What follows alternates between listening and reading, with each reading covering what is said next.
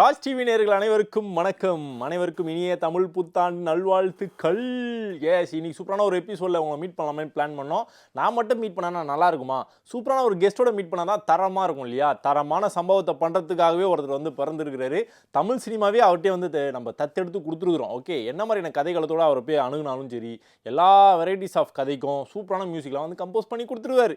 அவர் தான் GV Prakash Kumar. S, அவரை meet பண்ண போகிறோம். நிறைய விஷயம் வந்து பேச போகிறோம், என்ஜாய் பண்ண போகிறோம்.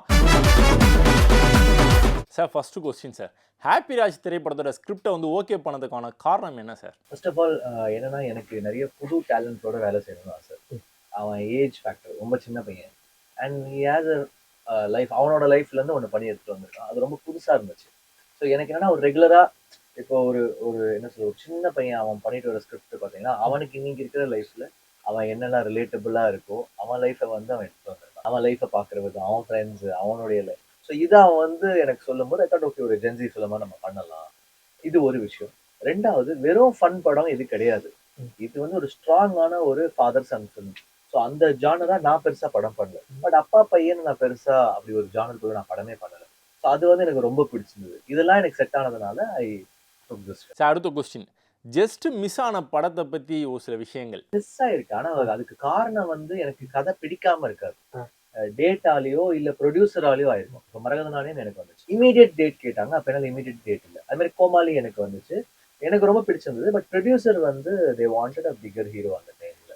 ஸோ அந்த மாதிரி ஃபிலிம்ஸ் எனக்கு கதை பிடிக்காம இல்லை. பட் ஏதோ ஒரு ஒரு டேட் இஷ்யூவோ இல்லை ப்ரொடியூசருக்கும் நமக்கு செட் ஆகாத இஷ்யூ அந்த மாதிரி தான் மிஸ் பண்ணி கதை பிடிச்சு மிஸ் பண்ண படம். சார், இந்த மிஸ் ஆன படம் வந்து ஓகே, வேற ஒருத்தரோட நடிப்பில் வந்து ரிலீஸ் ஆகிருக்கும். அப்படி தேட்டரில் பார்த்து ஃபீல் பண்ணியிருக்கீங்களா, சே மிஸ் பண்ணிட்டோமேனு? எனக்கு என்னன்னா, நான் என்னைக்குமே யாரை பார்த்து பொறாமலாம் பண்ண மாட்டேன். என்னோட தட்டுல எனக்கு என்ன இருக்கோ அதுக்கான சாப்பாடு இருக்கா, அவ்வளவுதான். இப்ப மியூசிக்லயுமே இருப்பாங்களா, ஒரு படம் மிஸ் ஆனாலும் ஒரு படம் நமக்கு வந்துடும். அது வந்து நமக்கான விஷயம் நம்ம கடவுள் கொடுத்துருவாரு. ஆனா நம்ம மிஸ் ஆனதை பத்தி நம்ம ரொம்பலாம் ஃபீல் பண்ணக்கூடாது.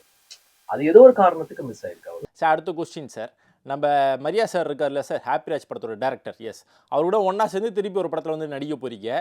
வெறும் நடிப்பு மட்டும் தான் கொடுப்பீங்களா, இல்லை மியூசிக் கம்போசிங் சேர்த்து வந்து பண்ணுவீங்களா, எப்படி சார்? நான் ரெண்டுமே கொலாப் பண்ணுவேன். பட் இந்த படத்துக்கு வந்து ஜஸ்டின் சூப்பரா மியூசிக் போட்டிருக்காங்க. ரொம்ப ஹாப்பி தான். மரியா வந்து எனக்கு ரொம்ப பிடிச்ச ஒரு டேலண்ட். என்னன்னா, அவன்கிட்ட வந்து ரொம்ப யதார்த்தமான ஒரு லைஃப் ஸ்டைலும், ரொம்ப ஹம்பிளான பையன். அதை தாண்டி அவன் பண்ற ஸ்கிரிப்டுமே ரொம்ப நல்ல ஒரு எனக்கு சிங்க் ஆகுது. அவர் பண்ற கேரக்டர் வந்து என்னுடைய மேனரிசம்க்கு சிங்க் ஆகுது. ஸோ அந்த ஹீரோ டைரக்டர் கெமிஸ்ட்ரின்னு ஒன்று வந்து எங்க ரெண்டு பேருக்கு ரொம்ப நல்லா இருக்கிறதுனால I will definitely work. Sir, நீங்கள் ஒரு படத்தை டைரக்ட் பண்ண போறீங்க. டைரக்ட் பண்ணால் யாரை ஹீரோவை வச்சு டைரக்ட் பண்ணுவீங்க, யாரை வந்து மியூசிக் கம்போசராக அதில் ஃபிக்ஸ் பண்ணுவீங்க? டிபெண்ட்ஸ். ஏன்னா நம்ம கதை சொல்லி அதை அவங்க பிடிச்சி அவங்க பின்னாடி ஒரு டேட்டுக்கு சுத்திக்கிட்டு இது எனக்கு செட் ஆகுமான்னு தெரியல.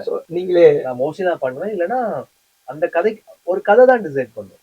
இப்போ நான் ஒரு கதை ஒன்று எழுதிட்டு இருக்கேன்னா அதுதான் டிசைட் பண்ணும் யார் வந்து ஹீரோவா இருக்க போறாங்க. நம்ம இவங்களுக்காக எழுதணும். நான் ரொம்ப ஹீரோ வர்ஷிப் ஃபேன் பாய் கிடையாது. நான் ரொம்ப அந்த ஹீரோ வர்ஷிப் இவங்களை வச்சு பண்ணோம் அப்படிலாம் கிடையாது. நம்ம ஒரு கதை எடுக்கிறோமா, அந்த கதைக்கு யார் சரியோ அவங்க வச்சு பண்ணணும். நான் நினைக்கிற விஷயங்கள் நானே பண்ணிடுவேன். இப்போ நான் வேற ஒருத்தர்கிட்ட சொல்லி அதை அவங்க புரிஞ்சுக்கிட்டு அப்படி எப்படி இருக்கும்னு எனக்கு தெரியல. பட் அந்த ஒரு கதைக்கு கண்டிப்பா ஒருத்தர் வேணும். ஓகே, இப்போ நான் வந்து ஒரு ஒரு பர்டிகுலரா ஒரு ஒரு ரொம்ப ஒரு ஃபோக் பேஸ்டா ஒன்று பண்ண போறேன். ஒரு விண்டேஜ் மியூசிக் வேணும்னா இப்போ ராஜா சாருக்கு நான் போய் கேட்பேன். இப்போ பயங்கர ஒரு சிந்தசைசர், ஒரு யங்கான ஒரு ஒரு சவுண்ட் பேஸ்டா ஒன்று வேணும்னா நான் ரஹ்மான் சார் கிட்ட போகலாம். சார், ஹாப்பி ராஜ் படத்தோட கேரக்டரை ஒன் லைனில் சொல்லணும்னா என்னன்னு சொல்லுவீங்க? ஒரு இன்ட்ரோவர்ட்டான பையன், ஷையான பையன், ஆனா லாஸ்ட் ஆவான் படத்துல. சூப்பர். ஸோ அதான் ஹாப்பி ராஜோடைய அந்த பையனுடைய கேரக்டர். சார், நீங்கள் ரியல் லைஃப் ஹாப்பி ராஜா சார்? நான் இவ்வளோ இன்ட்ரோவர்ட்டும் கிடையாது, நான் இவ்வளோ பிளாஸ்டாவும் ஆகும். நான் ரொம்ப காம். நீங்க தான் பாத்துருக்கீங்களா, இதுக்காவது அசர் வேணா, நான் பாட்டு இருப்பேன். நம்ம ஒரு பாயிண்ட்டுக்கு அப்புறம் நமக்கு ரியலைஸ் ஆகும் நம்ம ரொம்ப பேனிக் ஆனோம்னா எந்த பிரயோஜனமும் கிடையாது. நம்ம என்ன நடக்குமோ அதுதான் நடக்கும். நீங்க தலைகீழா நின்னாலும் நடக்கிறது தான் நடக்கும். நீங்க தலைகீழா நின்னாலும் ஒரு விஷயத்த நீங்க வந்து மாற்ற முடியாது. ஸோ அதுக்கான நம்ம 100% போட்டுட்டு அப்படியே நீங்க யூனிவர்ஸ் கிட்ட விட்டுறணும். அது என்ன பண்ணுறதோ பண்ணட்டும். ஹிட் ஆனா ஹிட் ஆகட்டும், ஃப்ளாப் ஆனா ஃப்ளாப் ஆகட்டும், நம்ம கையில எதுவுமே கிடையாது. ஒர்க்கை வந்து 100% பண்ணிடணும். அதுக்கப்புறம் ரிசல்ட் எல்லாம் நீங்க ரொம்ப யோசிச்சீங்கன்னா டிசப்பாயிண்ட் ஆவீங்க, ஹர்ட் ஆவீங்க. அந்த ஒர்க்கை நான் கரெக்டா பண்ணிட்டேன்னா அவ்வளவுதான். அது அப்படிதான் நான் வந்து போகணும்னு நினைக்கிறேன். உங்களை வச்சு பேன் இண்டியா படம் பண்ணணும்னு டைரக்டர் அட்லி, ராஜமௌலி, ராஜ்குமார் ஹிரானி, லோகேஷ் கனகராஜ் இவங்க எல்லாருமே ஆசைப்படுறாங்க. ஓகே, இதில் நீங்கள் யாருக்கு முன்னுரிமை கொடுப்பீங்க, ஏன்? நான் யாரையும் சூஸ்லாம் பண்ணல. அப்படி வந்து இவங்க பெட்டர் அவங்க பெட்டர்லாம் சொல்லலை. எனக்கு வந்து நான் பார்த்துட்டு வந்த சினிமால எனக்கு ராஜமௌழி ரொம்ப பிடிக்கும். இப்போ இல்ல எனக்கு விக்ரமார்குடுல இருந்தே பிடிக்கும். ஓகே. சிறுத்தையோடைய அந்த இமோஷன்ஸும் அந்த ஹீரோயிசம் 2மே ரொம்ப நல்லா இருக்கும். எனக்கு ராஜமௌழி சார் என் பர்சனலா ரொம்ப ஃபேவரட் டைரக்டர். அதனால அந்த மிச்ச டைரக்டர்ஸ் எனக்கு பிடிக்காதுன்னு கிடையாது. எல்லாருமே ரொம்ப டேலண்டட். பர்சனலா எனக்கு ரொம்ப பிடிக்கும். சார் யூஸ்வலாக பார்த்தீங்கன்னா ஒரு படத்தோட ஷூட்டிங் நடக்குது அப்படின்னா அந்த மூமெண்ட்லாம் வந்து பயங்கரமாக இருக்கும் இல்லையா? ஹாப்பியான மூமெண்ட், மறக்க முடியாத மூமெண்ட் அதெல்லாம் நிறைய நடக்கும் இல்லையா? அந்த மாதிரி ஃபன்னான மூமெண்ட்லாம் ஏதாவது நடந்ததா ஒரு சில விஷயங்கள்? என்னன்னா எல்லா அசிஸ்டன்ட்ஸும் பாத்தீங்கன்னா பயங்கரமா வந்து நடிப்பாங்க. ஆனா இப்ப ஏதாவது டைலாக் சொல்லும்போது இப்போ அந்த ஆரியன் ஒரு பையன் இருக்கான். அவன் வந்து பயங்கரமா நடிச்சிருக்காங்க. டேய் பண்றா நீ வாடா. எப்படா சார் இப்படி சார் இது சார் அது சார் டேய் நீ வாடா எனக்கு புரியலடா நீ பண்ணி காமிடான உடனே அவன் உடனே பண்ணுவான். அதுல இருந்து எனக்கு என்ன பிடிக்குமோ சிலதெல்லாம் நான் எடுத்துப்பேன். அந்த மாதிரி எல்லாருமே ஆக்டர்ஸ். இந்த ஏடிஸ் எல்லாம் வந்து டைரக்டர் ஆறாங்களா இல்லையா எனக்கு தெரியாது. கண்டிப்பா ஆக்டர்ஸ் ஆயிடுவாங்க. ஸோ இப்போலாம் பார்த்தீங்கன்னா சார் நிறைய மியூசிக் கம்போசர்ஸ்லாம் புதுசாக வராங்க. இண்டிபெண்டன்ட் சாங்லாம் வந்து நிறைய பேர் வந்து கிரியேட் பண்ணுறாங்க இல்லையா? அந்த மாதிரி இண்டிபெண்டன்ட் சாங்ஸ்லாம் வந்து கேட்பீங்களா? கேட்பேன். எனக்கு பால் டப்பாவுடைய ஒர்க் பிடிக்கும். அதுக்கப்புறம் எனக்கு அந்த அசல் கோலாருடைய அந்த நான் தான் அந்த பையன் பிடிக்கும்.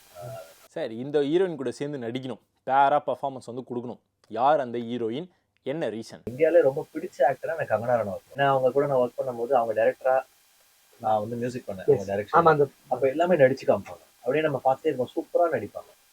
அவங்க கூட ஒர்க் பண்ணணும்னு ஒரு ஆசை. ஸோ ஒரு படத்தில் நடித்து முடிச்சிருப்போம், ஆசைப்பட்டு தான் நடிப்போம். ஆனால் நடித்து முடிச்சதுக்கு அப்புறமா ஏன்டா இந்த படத்தில் நடிச்சோமேன்னு ஃபீல் பண்ணியிருக்கீங்களா? பாதி தூரம் போனதுக்கு அப்புறம் நம்ம நினைச்ச மாதிரி வராம இருக்கோம்ல, அப்போ நம்ம வந்து ஐயோ தெரியாம சூஸ் பண்ணிட்டோம். படத்தோட கதை ஒண்ணு கேட்கிறோம், அதை வந்து படமா பார்க்குறோம். அது வந்து ஒரு பெரிய ஒரு ஆர்ட் ஒர்க் மாதிரி அது. அதை கேட்குறோம் படமா, அதை கேட்குறோம் படமா. 120 படம் பண்ணிட்டோம். Music acting. இப்போ நம்ம ஒன்று கேட்கறதுக்கும் டிரான்ஸ்லேஷனும் அது நம்ம நினைச்சது வரலன்னா நமக்கு தெரிஞ்சிடும். ஒரு 3-4 நாள் ஷூட்டிங்லேயே நமக்கு தெரிஞ்சிடும். ஓகே ஃபர்ஸ்ட் கட் பார்த்தோன்னா கன்ஃபார்மாக சொல்லிடுவேன். நான் ஒரு 2-3 படம் ரொம்ப ஹார்ஷாகவே சொல்லிடுவேன். இந்த படம் ஓடாதுங்க, நம்ம கதை கேட்டால் ஒரு 3 நாள் ஷூட் பண்ணி காமிங்க சீனுன்னு சொல்லிட்டு பெட்டர். அவங்க அந்த ஒரு சீன் 2 சீன் காமிச்சிட்டாங்கன்னா அது ஆடியன்ஸ்க்கு ஒர்க் அவுட் ஆகாதுன்றதை நம்ம சூஸ் பண்ணிடுவோம். உங்களுக்கு கதை ரொம்ப புரியும். ஐ மீன் இட்ஸ் நியூ கமாண்டர். அப்போ நீங்கள் இப்போ நம்ம மரியாவே படம் பண்ணும்போது கதை சூப்பராக இருக்கு மாதிரியா நீங்கள் ஒரு வாட்டி ஃபோனில் ஷூட் பண்ணுங்கன்னு ஒரு அசிஸ்டன்ஸ் வச்சு ஷூட் பண்ணி சூப்பராக காமிச்சோம். அப்போ எனக்கு ரொம்ப கான்ஃபிடன்ஸ். சார் இதுக்கப்புறமா எந்தெந்த படத்துலாம் மியூசிக்லாம் கம்போஸ் பண்ணியிருக்கீங்க, எந்தெந்த படத்துலாம் வந்து நடித்து முடிச்சிருக்கீங்க, அதை பற்றின அப்டேட் சார்? செல்வராகவன் சார் படம் பண்ணியிருக்கேன். அப்புறம் ஜோ டைரக்டருக்கு வந்து ஒரு படம் பண்ணுறேன். அப்புறம் ஹாட்ஸ்பாட் டைரக்டர் வந்து கேட்டு அப்புறம் ரஞ்சித் சார் படம் நைஸ் சார். தனுஷ் சார் கரை வருது. அதுக்கப்புறம் துல்கர் சார் கூட ஒரு 2 படம் வந்து அப்புறம் ரவி தேஜா சார் கூட இருமுடி வருது. சூர்யா சார் கூட விஸ்வநாதன் சாங்ஸ். சார் நமக்கு எவ்வளோதான் ஒர்க் ப்ரெஷர் இருந்தாலும் கூட நம்ம வந்து சில் பண்ணுறதுக்காக ஃப்ரெண்ட்ஸ் கூடலாம் ஒன்றா சேர்ந்து வெளியில் அவுட்டிங்லாம் போவோம் இல்லையா? அந்த மாதிரிலாம் ஃப்ரெண்ட்ஸ் கூடலாம் வெளியில் போயிருக்கீங்களா? அதை பற்றின ஒரு சில விஷயங்கள் எக்ஸ்பீரியன்ஸ் ப்ளீஸ். இருக்கேன். சம்டைம்ஸ் ரொம்ப ரேண்டமாக பீச்சுக்கு போவேன். கேப் போட்டு போயிடுவேன். அதுக்கப்புறம் காஸ்மோன்னு ஒரு இடம் இருக்காங்க, போயிட்டு நாங்கள் ஐஸ் மேலாம் அந்த மாதிரிலாம் சிட்டியில் நிறைய சுற்றி. ஸோ உங்களோட டைமுக்கு ரொம்ப ரொம்ப நன்றி சார். உங்களை சந்திச்சதில், உங்கள் கூட சேர்ந்து இன்டர்வியூ வந்து எடுத்ததில் ரொம்ப ரொம்ப சந்தோஷம் சார். நிறைய எக்ஸ்பீரியன்ஸ் வந்து கொடுத்துருந்தீங்க. Thank you so much for your time sir. இது வெறும் ஒரு ஃபன்னாக ஜாலியான படம் அப்படின்னு கிடையாது. இது ஒரு coming of age of a father and a son. அதான் இந்த படம். ஒரு பியூட்டிஃபுல்லான ஃபேமிலி படம். ஸோ டெஃபினட்டாக நீங்கள் பார்க்கலாம். அதில் ஒரு காமெடி ஃபன் எல்லாமே இருக்குது. பட் அதை தாண்டி ஒரு பெரிய மெசேஜ் இருக்குது படத்தில். ஃபேமிலிஸ்க்கான படம் இது. டெஃபினட்டாக உங்கள் ஃபேமிலி படத்தை கேட்டுக்கலாம். எனக்கு ஷோ பார்த்தீங்களா? கண்டிப்பாக ஷோ பார்த்து என்ஜாய் பண்ணியிருப்பீங்க. இதே மாதிரி சூப்பரான ஒரு எபிசோடில் அடுத்த வாட்டி உங்களை வந்து மீட் பண்ணுறேன். அதுவரை this is Vinod Sukumar signing off. Tamil புத்தாண்டு special show. Bye bye, see you, take care.